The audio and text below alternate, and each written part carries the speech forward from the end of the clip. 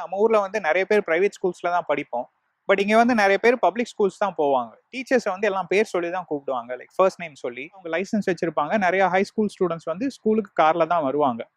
So US education சிஸ்டம்ஸ்ல இப்போ நிறைய problems இருக்கு. ஹை வீவர்ஸ், திடீர்னு நமக்கு ஒரு டைம் மிஷின் கிடைச்சு நம்ம லைஃபை கொஞ்ச நாள் முன்னாடி போய்க்கலாம் அப்படின்னா நம்ம எல்லாரும் கண்டிப்பா நம்ம ஸ்கூல் டேஸ்க்கு போகணும்னு ஆசைப்படுவோம். ஸ்கூல் டேனாலே நமக்கு நிறைய அழகான மெமரிஸ்லாம் ஞாபகம் வரும்.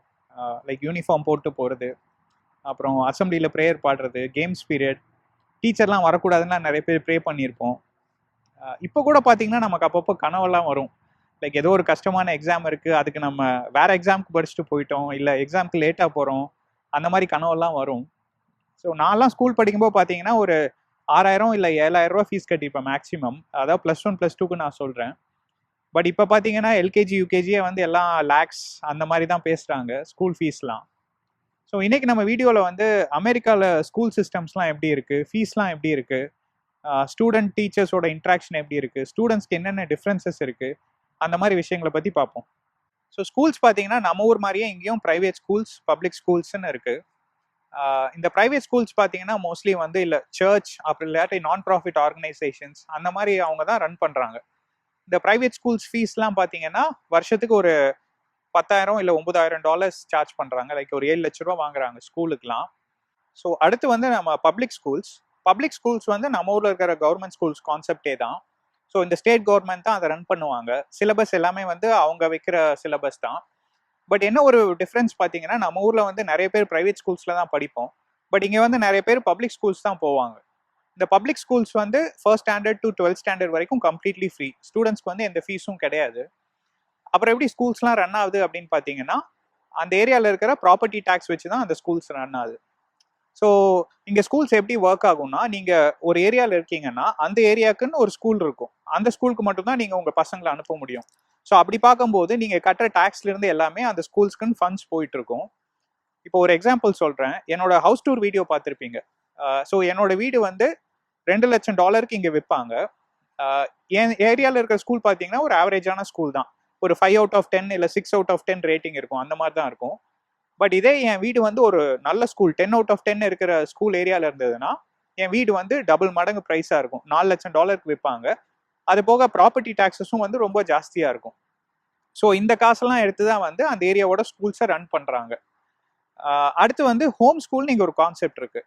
இந்த ஹோம் ஸ்கூல் பார்த்தீங்கன்னா நிறைய கண்ட்ரீஸில் இருக்குது. லைக் யூஎஸ், யூகே, ஆஸ்திரேலியா, அங்கே எல்லாமே இது இருக்குது. பட் இந்தியாவில் இந்த கான்செப்ட் இன்னும் அவ்வளோ ஸ்டார்ட் பண்ணல. ஹோம் ஸ்கூல்னா என்னன்னா பேரண்ட்ஸே வந்து ஆன்லைனில் ரிசர்ச் பண்ணி இந்த வயசுக்கு வந்து இதெல்லாம் சொல்லித்தரணும் ரிசர்ச் பண்ணி பசங்களை வீட்லேயே வச்சு அவங்க சொல்லி கொடுத்து வளர்ப்பாங்க. இது வந்து +2 வரைக்கும் கூட ஹோம் ஸ்கூல் பண்ணிக்கலாம். காலேஜுக்கு நீங்கள் போகும்போது மற்ற ஸ்டூடெண்ட்ஸ்லாம் என்ட்ரன்ஸ் எக்ஸாம் வருவாங்க. அதே மாதிரி இந்த ஸ்டூடெண்ட்ஸும் அவங்க கூட சேர்ந்து என்ட்ரன்ஸ் எக்ஸாம் எழுதி கிளியர் பண்ணி அவங்களுக்கும் காலேஜ் அட்மிட்ஸ் கிடைக்கும். எந்த பார்ஷியாலிட்டிஸும் இருக்காது. நீங்கள் ஸ்கூல் போயிருக்கீங்களா இல்லை ஹோம் ஸ்கூல் ஸ்டூடெண்ட்டா அப்படியெல்லாம். நம்ம ஊரில் வந்து கிண்டர் கார்டனே மேண்டேட்ரி ஆயிடுச்சு. அதுக்கு முன்னாடி நிறைய பேர் பிளே ஸ்கூல் கூட அனுப்புவாங்க. பட் இங்கே பார்த்தீங்கன்னா எல்கேஜி யூகேஜிங்கிறதெல்லாம் மேண்டேட்ரி கிடையாது, ஆப்ஷனல் தான். வேணுங்கன்னா அனுப்பிச்சா போதும். ஸோ இங்கே பசங்க ஸ்கூலுக்கு போகும்போதே வந்து ஒரு 5.5 6 வயசுல தான் ஸ்கூலுக்கே போவாங்க. டேரெக்டாக ஃபர்ஸ்ட் ஸ்டாண்டர்ட் தான். அதே மாதிரி நம்ம ஊரில் ஃபர்ஸ்ட் ஸ்டாண்டர்ட் செகண்ட் ஸ்டாண்டர்ட் சொல்கிற மாதிரி இங்கே வந்து ஃபர்ஸ்ட் கிரேட் செகண்ட் கிரேடுன்னு தான் சொல்லுவாங்க. ஸோ இந்த ஸ்கூல்ஸ் நான் சொல்லியிருந்தேன் இல்லைங்களா, ஒரு ஏரியாவில் இருந்தால் அந்த ஏரியாவுக்குன்னு பப்ளிக் ஸ்கூல்ஸ் இருக்கும் அப்படின்னு. 3 ஸ்கூல்ஸ் இருக்கும் ஒவ்வொரு ஏரியாவுக்கும். எலிமெண்ட்ரி ஸ்கூல், மிடில் ஸ்கூல், அப்புறம் ஹை ஸ்கூல் 3 இருக்கும். எலிமெண்ட்ரி ஸ்கூல் பார்த்தீங்கன்னா first standard to 5th standard, middle school வந்து 6th to 8th, அப்புறம் மீதி எல்லாமே வந்து ஹை ஸ்கூலில் வருவாங்க. இந்த ஹை ஸ்கூல் வந்து சில ஏரியாவில் வந்து 2ஆக இருக்கும். Junior high school, senior high ஸ்கூல்னு. லைக் நீங்கள் 9th 10th இருந்தால் ஜூனியர், அப்புறம் 11th 12th வந்து சீனியர் ஹை ஸ்கூல் அந்த மாதிரி இருக்கும். ஸ்கூல் ஸ்டூடெண்ட்ஸ் எல்லாமே மோஸ்ட்லி பஸ்ஸில் தான் போவாங்க. மேபி அது ரூலாக கூட இருக்கலாம், ஸ்கூல் ஸ்டூடெண்ட்ஸ்லாம் பஸ்ஸில் தான் வரணும் அப்படின்னு. பட் ஹை ஸ்கூல் போகும்போது அவங்களுக்கு வந்து ஒரு 16 வயசு ஆயிரும். ஸோ அதனால் அவங்க லைசன்ஸ் வச்சுருப்பாங்க. நிறையா ஹை ஸ்கூல் ஸ்டூடெண்ட்ஸ் வந்து ஸ்கூலுக்கு காரில் தான் வருவாங்க. ஸ்கூல்ஸ் எல்லாமே வந்து உங்கள் ஹவுஸ்லேருந்து ஒரு 3 மைல் ரேடியஸ்குள்ளே இருக்கிற மாதிரி தான் இங்கே வச்சுருப்பாங்க எல்லா ஸ்கூல்ஸும். ஸோ நீங்கள் ஒரு ஏரியாவில் இருந்தீங்கன்னா அந்த ஸ்கூலுக்கு தான் அனுப்புவீங்க. அந்த ஸ்கூலும் வந்து உங்களுக்கு மேக்ஸிமம் 3 மைல்ஸ்குள்ளே தான் இருக்கும். சில ஸ்கூல்ஸில் வந்து ஹை ஸ்கூல் ஸ்டூடெண்ட்ஸ்லாம் வந்து உங்கள் வீடு வந்து 1 மைல்குள்ளே இருந்தால் அவங்களெல்லாம் பஸ்ஸில் அலௌட் இல்லைன்னு சொல்லி ஒரு ரூல் இருக்குது. பட் இது சில ஸ்டேட்ஸில் மட்டும்தான். ஸோ அடுத்து நம்ம ஸ்கூல் என்விரான்மெண்ட்குள்ளே என்னென்ன டிஃப்ரென்சஸ் வரும் அப்படின்னு பார்ப்போம் அங்கேயும் இங்கேயும். ஃபர்ஸ்ட் விஷயம் வந்து இங்கே எந்த ஸ்கூல்லையும் வந்து யூனிஃபார்ம்ங்கிற கான்செப்டே கிடையாது. ப்ரைவேட் ஸ்கூல், பப்ளிக் ஸ்கூல் நீங்கள் எதுக்கு போனீங்கன்னாலும் கலர் ட்ரெஸ்ஸஸ்லாம் வரும். லைக் டிஷர்ட், ஜீன்ஸ், ஷார்ட்ஸ் அந்த மாதிரி எது போட்டு வேணா வரலாம். எந்த ரெஸ்ட்ரிக்ஷன்ஸும் கிடையாது. அடுத்த விஷயம் வந்து டைமிங்ஸ். லைக் இந்த மிடில் ஸ்கூலும் எலிமெண்ட்ரி ஸ்கூலும் வந்து 9:00 அப்படி ஸ்டார்ட் பண்ணுவாங்க நம்ம ஊர் மாதிரியே.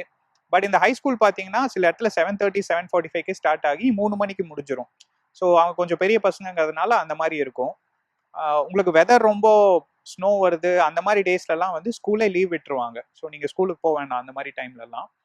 அடுத்த டிஃப்ரென்ஸ் பார்த்தீங்கன்னா இங்கே வந்து டீச்சர்ஸை வந்து எல்லாம் பேர் சொல்லி தான் கூப்பிடுவாங்க. லைக் ஃபர்ஸ்ட் நேம் சொல்லி. நம்ம ஊரில் வந்து நம்ம சார், மாஸ்டர், டீச்சர் அப்படிலாம் சொல்கிறோம். பட் இங்கே வந்து எல்லாமே வந்து சம்டைம்ஸ் மிஸ்டர் அப்படின்னு போட்டு அவங்க ஃபர்ஸ்ட் நேம் சொல்லுவாங்க. லைக் விக்னேஷ்னு ஒரு ப்ரொஃபஸர் இருந்தாருன்னா மிஸ்டர் விக்னேஷ் அப்படி கூப்பிடுவாங்க.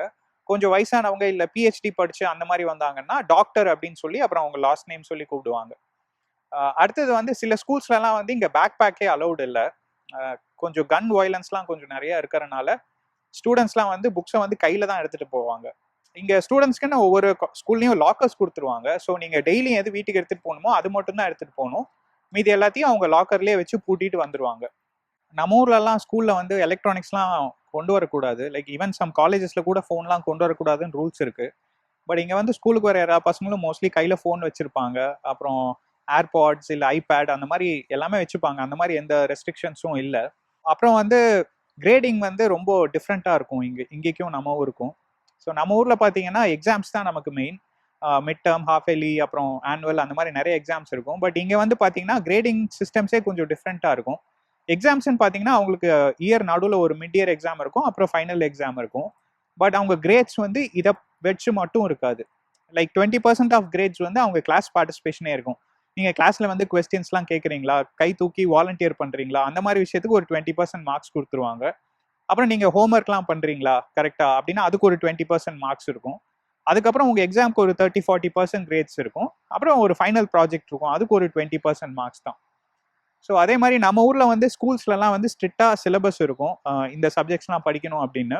இங்கேயும் அப்படி கொஞ்சம் சப்ஜெக்ட்ஸ் வச்சுருப்பாங்க மேண்டேட்ரி. பட் நிறைய எலெக்டிவ்ஸ் ஆப்ஷன்ஸ் இருக்கும்.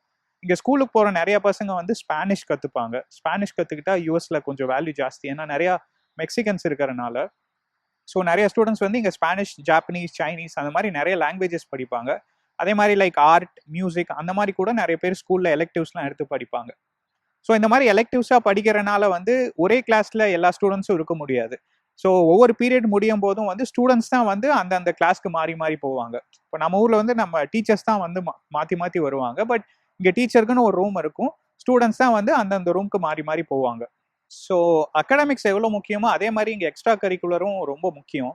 ஸ்கூல்லேருந்தே வந்து அவங்க நிறைய வெளியே போய் வாலண்டியரிங் அந்த மாதிரிலாம் பண்ணுவாங்க.